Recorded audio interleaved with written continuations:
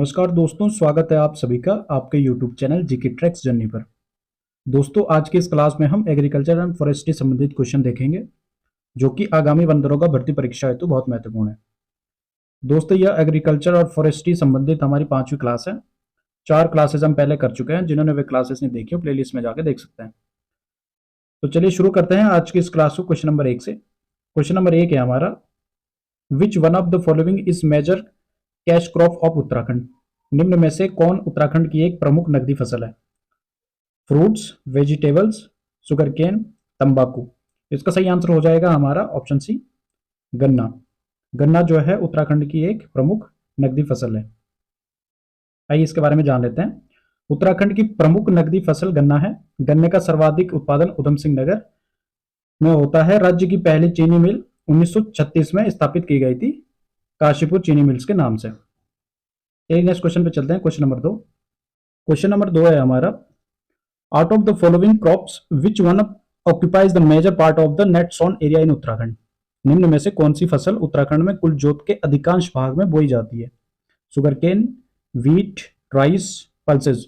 इसका सही आंसर हो जाएगा हमारा ऑप्शन बी, गेहूं जो है उत्तराखंड में कुल जोत के अधिकांश भाग पर बोया जाता है। उत्तराखंड में कुल जोत के अधिकांश भाग में गेहूं बोया जाता है। द्वितीय और तृतीय स्थान पर चावल तथा गन्ना प्रमुख फसल है। चलिए नेक्स्ट क्वेश्चन पे चलते हैं, क्वेश्चन नंबर 3। क्वेश्चन नंबर 3 है हमारा, where was the rural and agriculture development committee established? ग्रामीण एवं कृषि विकास समिति की स्थापना कहाँ की गई थी? देहरादून में, हल्द्वानी में, नैनीताल में, पौड़ी में। तो इसका सही आंसर हो जाएगा हमारा हल्द्वानी में जो है ग्रामीण एवं कृषि समिति की स्थापना की गई थी। आइए इसके बारे में जान लेते हैं। ग्रामीण एवं कृषि विकास समिति की स्थापना हल्द्वानी में की गई थी। नेक्स्ट क्वेश्चन में चलते हैं, क्वेश्चन नंबर 4। उत्तराखंड में प्रथम डेयरी संघ स्थापित किया गया था। देहरादून में, उधम सिंह नगर में, हरिद्वार में, हल्द्वानी में। तो इसका सही आंसर हो जाएगा हमारा ऑप्शन डी, हल्द्वानी में जो है उत्तराखंड में प्रथम डेयरी संघ स्थापित किया गया था। आइए इसके बारे में जान लेते हैं। वर्ष 1949 में उत्तराखंड के नैनीताल हल्द्वानी दुग्ध उत्पादक सहकारी संघ का गठन किया गया था।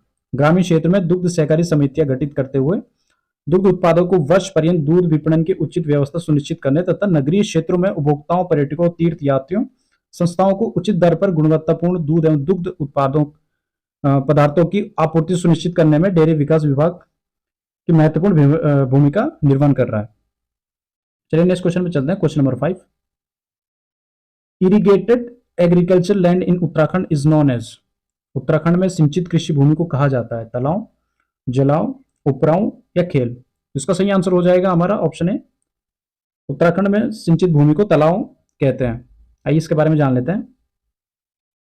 उत्तराखंड में तभी भूमि घाटी के तलों में मिलती है जहां सिंचाई की सर्वोत्तम व्यवस्था होती है। यह भूमि उपजाऊ भूमि से 3 गुना अच्छी मानी जाती है। क्वेश्चन नंबर 6 हमारा, which one of the following crops is not grown in Uttarakhand? Uttarakhand प्रदेश में किस फसल की पैदावार नहीं होती है? सेब की, लीची की, नारियल की, माल्टा की।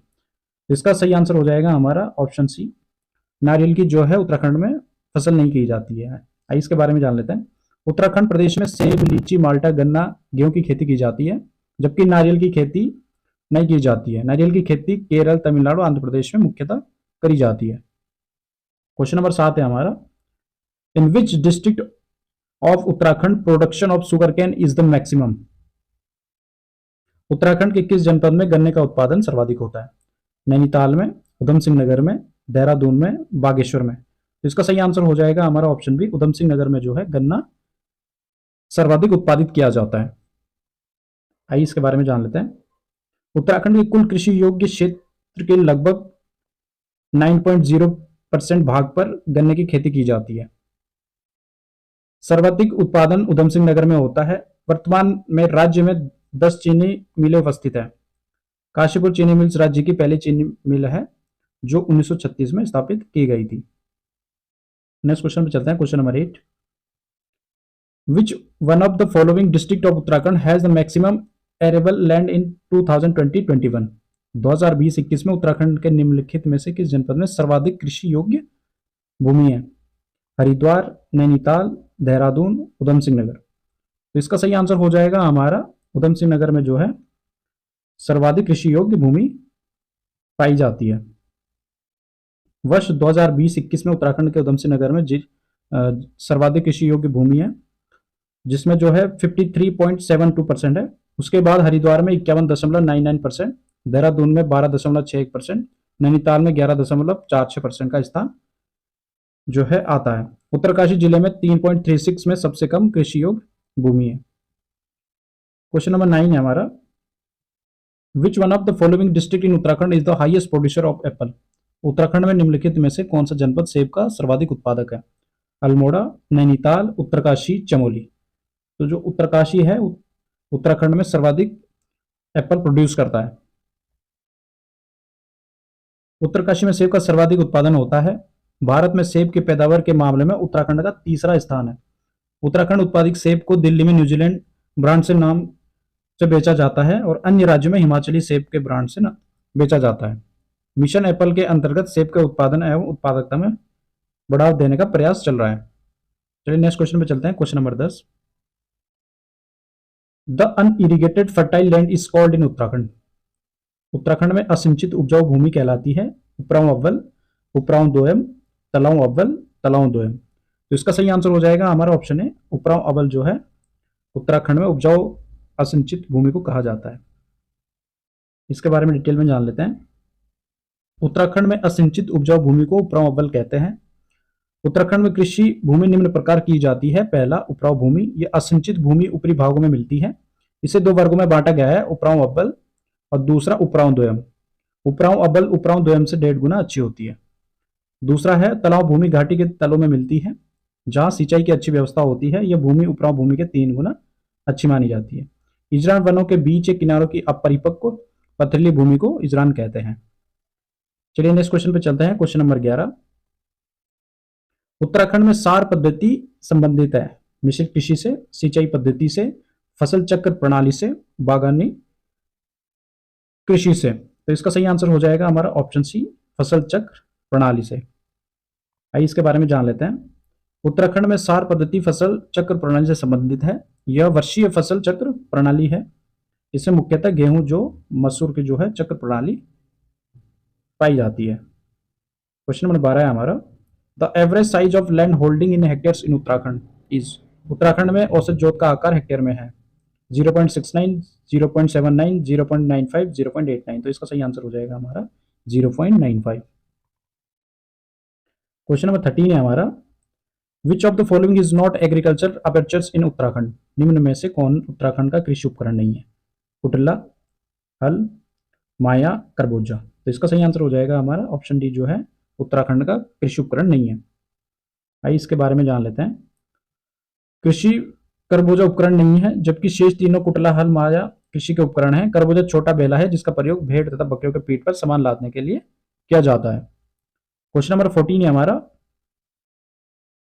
इन which place of Garhwal region the first tea factory was set up in the year 1843? Garhwal क्षेत्र के स्थान पर सन 1843 में चाय की फैक्ट्री लगाई गई। अवालबाग में, लोहबा में, गडोली में या उपयुक्त में से कोई नहीं। इसका सही आंसर हो जाएगा हमारा ऑप्शन सी, गडोली में जो है गढ़वाल क्षेत्र की सर्वप्रथम 1843 में चाय फैक्ट्री लगाई गई थी। क्वेश्चन नंबर 15 है हमारा, निम्नलिखित वक्तव्यों पर विचार कीजिए। कथन है उत्तराखंड के लोगों का मुख्य व्यवसाय कृषि है। सही है। कारण है इस राज्य की 90% जनसंख्या कृषि पर निर्भर करती है। इसका सही आंसर हो जाएगा हमारा ऑप्शन है ए और आर दोनों सही तथा आर ए की सही व्याख्या करता है। चलिए नेक्स्ट क्वेश्चन पे चलते हैं। क्वेश्चन नंबर 16, जैव कृषि यानी ऑर्गेनिक और बायो फार्मिंग के प्रोत्साहित करने के लिए किस राज्य ने अपने को जैव राज्य ऑर्गेनिक बायो स्टेट को घोषित किया गया था? उत्तराखंड ने, छत्तीसगढ़ ने, अरुणाचल प्रदेश ने, राजस्थान ने। तो इसका सही आंसर हो जाएगा ऑप्शन है उत्तराखंड। चलिए नेक्स्ट क्वेश्चन पे चलते हैं। क्वेश्चन नंबर 17, उत्तराखंड में उगाए जाने वाला अनाज मंडुआ, जिसे हम स्थानीय भाषा में कोदा कहते हैं, का निर्यात अधिकांशतः किस देश को किया जा रहा है? संयुक्त राज्य America, great Britain, Singapore, Japan. इसका सही आंसर हो जाएगा हमारा option D, Japan. Question number 18 है हमारा, उत्तराखंड में बकार का उपयोग होता है जल संग्रह के लिए, फलों के रस संग्रह के लिए, खाद्यान्न संग्रह के लिए, दुग्ध संग्रह के लिए। इसका सही आंसर हो जाएगा हमारा खाद्यान्न संग्रह के लिए। चलिए नेक्स्ट क्वेश्चन पे चलते हैं। क्वेश्चन नंबर 19, निम्न में दुग्ध एवं दुग्ध उत्पादों का कौन सा ब्रांड उत्तरांचल से संबंधित है, यानी उत्तराखंड से संबंधित है। आंचल, पराग, नंदन, अमूल। तो इसका सही आंसर हो जाएगा हमारा ऑप्शन है आंचल। दुग्ध एवं दुग्ध उत्पादों का आंचल ब्रांड उत्तराखंड से संबंधित है। यह सहकारी क्षेत्र में कार्य करता है। नैनीताल डेयरी शोध एवं विकास केंद्र की स्थापना की गई। Milk powder plant Udham Singh Nagar में स्थापित है।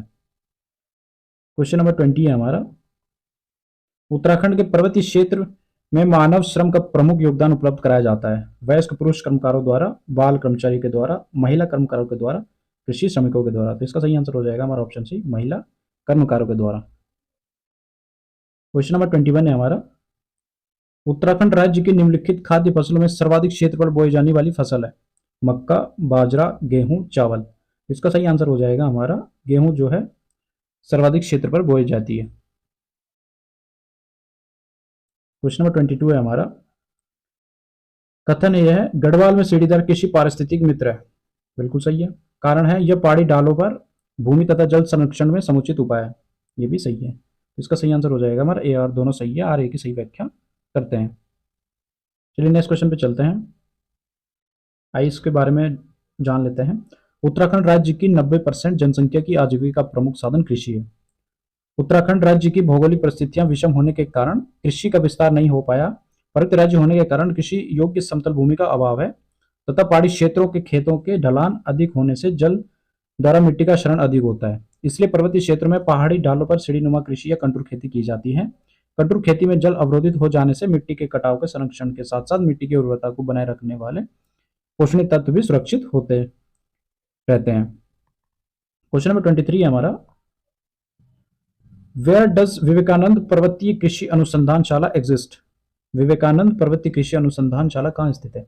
अल्मोड़ा, देहरादून, नैनीताल, हरिद्वार। इसका सही आंसर हो जाएगा हमारा अल्मोड़ा में जो है विवेकानंद पर्वतीय कृषि अनुसंधानशाला स्थित है।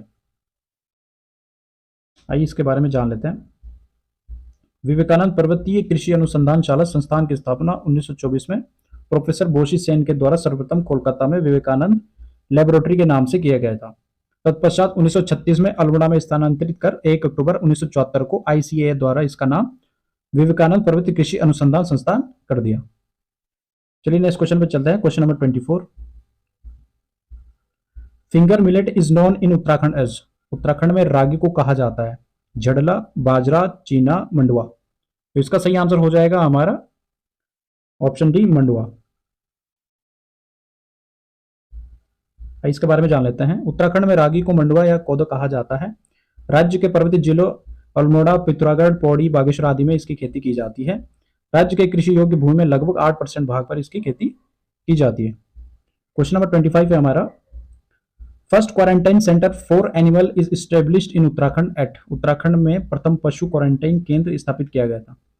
राजाजी राष्ट्रीय उद्यान में, गोविंद पशु लोक में, जिम कॉर्बेट राष्ट्रीय उद्यान में, अस्कोट अभ्यारण्य में। तो इसका सही आंसर हो जाएगा हमारा option C, Jim Corbett national park में। क्वेश्चन नंबर 26 है हमारा, the new agriculture policy in Uttarakhand state was introduce in. Uttarakhand राज्य में नई कृषि नीति जारी की गई थी 2009-10 में, 2011-12 में, 2013-14 में, 2014-15 में। तो इसका सही आंसर हो जाएगा हमारा ऑप्शन बी, और वर्तमान में जो है 2018 में इंट्रोड्यूस की गई है। इसके बारे में जान लेते हैं। वर्ष 2011 में उत्तराखंड की कृषि नीति जारी की गई थी। इसका उद्देश्य दीर्घकालिक खाद्य एवं पोषण सुरक्षा तथा कृषकों की आर्थिक सुरक्षा सुनिश्चित करना है। वर्तमान में नई कृषि नीति 2018 अधिसूचित की गई है। चलिए नेक्स्ट क्वेश्चन में चलते हैं। Question number 27, which of the following crops are not grown in the kharif season. निम्न में से कौन सी फसलें खरीफ मौसम में नहीं उगाई जाती है। जौ एवं सरसों, बाजरा एवं चावल, मक्का एवं ज्वार, ज्वार एवं चावल। तो इसका सही आंसर हो जाएगा हमारा ऑप्शन ए, जौ और सरसों जो है खरीफ के मौसम में नहीं उगाई जाती है। जौ एवं सरसों की फसल रबी की फसलें हैं। शेष फसलें खरीफ के अंतर्गत आती है, जैसे चावल, ज्वार, बाजरा, मक्का इत्यादि। क्वेश्चन नंबर 28 है हमारा, in terms of percentage which crop had the maximum area under cultivation Uttarakhand in 2020-21। प्रतिशत के अनुसार 2020-21 में किस फसल की खेती का उत्तराखंड में सर्वाधिक क्षेत्रफल था। धान का, गन्ने का, मंडुवे का, गेहूं का। तो इसका सही आंसर हो जाएगा हमारा गेहूं का। गेहूं की खेती का क्षेत्रफल पिछले कई वित्त वर्षों में उत्तराखंड में सर्वाधिक है, जो वर्तमान में 30% से अधिक है। दूसरे स्थान पर चावल का क्षेत्रफल है, जो 25 से 30% के बना हुआ है। तीसरे स्थान पर गन्ने का क्षेत्रफल है। आज का सेकंड लास्ट क्वेश्चन है, question number 29। Where is rural development and migration prevention commission of Uttarakhand situated? Uttarakhand ग्रामीण विकास एवं पलायन निवारण आयोग कहाँ पर स्थापित है? अल्मोड़ा में, टिहरी गढ़वाल में, पौड़ी गढ़वाल में, उत्तरकाशी में। इसका सही आंसर हो जाएगा हमारा पौड़ी गढ़वाल में जो है उत्तराखंड का ग्रामीण विकास एवं पलायन निवारण आयोग स्थित है। आइए इसके बारे में जान लेते हैं। राज्य के ग्रामीण एवं पलायन निवारण आयोग की स्थापना पौड़ी गढ़वाल में वर्ष 2017 में की गई थी, जिसका उद्देश्य ग्रामीण इलाकों में से हो रहे लगातार पलायन को रोकना है। इसका नाम बदलकर पलायन निवारण आयोग कर दिया गया है। आज का लास्ट क्वेश्चन है, question number 30। Golden rice is GMO crop that synthesises. Golden rice एक जीएमओ फसल है जो संश्लेषित करती है विटामिन ए, सुनहरा वर्णक, बायोटॉक्सिन, इंसुलिन। तो इसका सही आंसर हो जाएगा हमारा ऑप्शन ए, विटामिन ए। आइए इसके बारे में डिटेल में जान लेते हैं। गोल्डन राइस एक जीन संबंधित फसल है जो विटामिन ए, बीटा कैरोटीन की आपूर्ति करता है। गोल्डन राइस के स्वास्थ्य से संबंधित अनेक लाभ है, परंतु इसके साथ ही इसके कुछ नकारात्मक पहलू भी हैं जो इसके विस्तार को सीमित करते हैं। तो दोस्तों यह थी आज के क्लास के 30 क्वेश्चन। क्लास में अंतिम तक बने रहने के लिए आप सभी का बहुत बहुत धन्यवाद। ऐसे ही आगामी क्लासेस में बने रहने के लिए आप मेरे YouTube channel GK tracks journey को जरूर सब्सक्राइब कीजिए। साथ में ही बेल आइकन को जरूर टैप कीजिए ताकि आप तक नोटिफिकेशन जल्दी पहुंच सके। तो चलिए दोस्तों, मिलते हैं नेक्स्ट क्लास में। तब तक के लिए जय हिंद।